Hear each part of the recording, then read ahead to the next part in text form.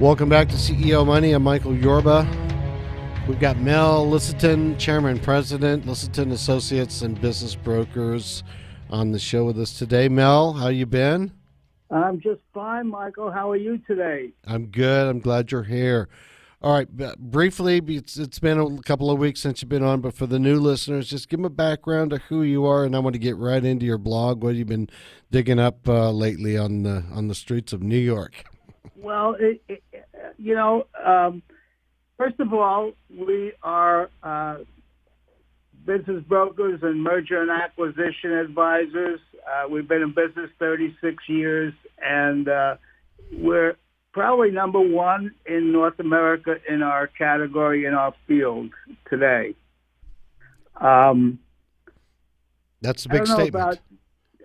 Michael, I don't know about talking about what's on the street in New York today, but I would imagine you have a lot of people out there that would be interested in thoughts about either buying or selling a business, which is something I'd be happy to discuss.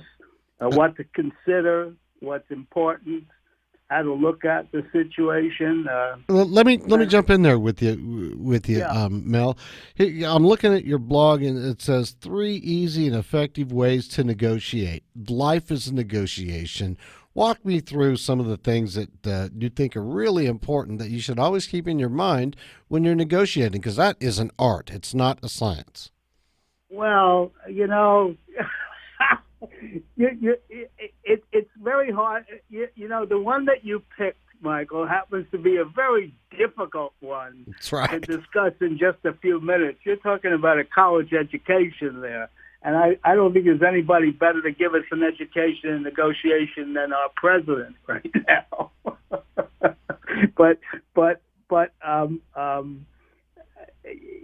Negotiation begins actually with understanding the goal that you have, and where you want to get when you get there, and so you kind of have to set your goal.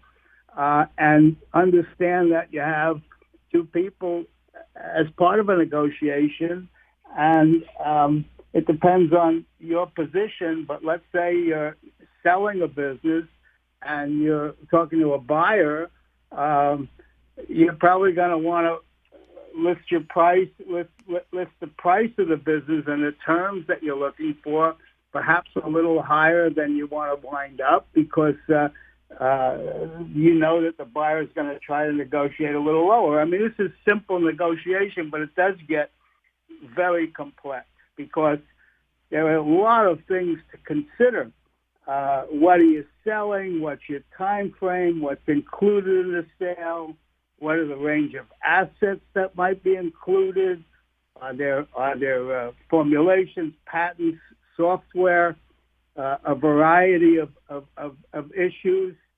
Let me jump in there. The one thing that I hear a lot over and over and over again is the spread between valuation. Here's what I think it's worth. No, here's what I think it's worth. That seems to me a real rub. Good question. We deal with this multiple times a day. It's probably the most important thing. When it comes, let's say, to valuing a business, there are probably 25 ways to value a business. But over the years, we've found one way for us that's simply the most successful, and that is, what is the value of this business today, and what are people willing to pay for it, and can you find the right buyer to pay the right price today? If you go to an accountant will value a business based on the past. He can't value a business based on what today's market price is, because he probably doesn't have the access to that knowledge. What about the future price, the future value? The future belongs to the purchaser of a business. Okay. We put it very simply. You have a past, a present, and a future. You have the past is the history. The present is the position in the marketplace today. But the future really belongs to a buyer. Of course, as a person selling a business, you've got to be able to present you've got to be able to present a pretty great future, or they're not going to want to buy it. Right.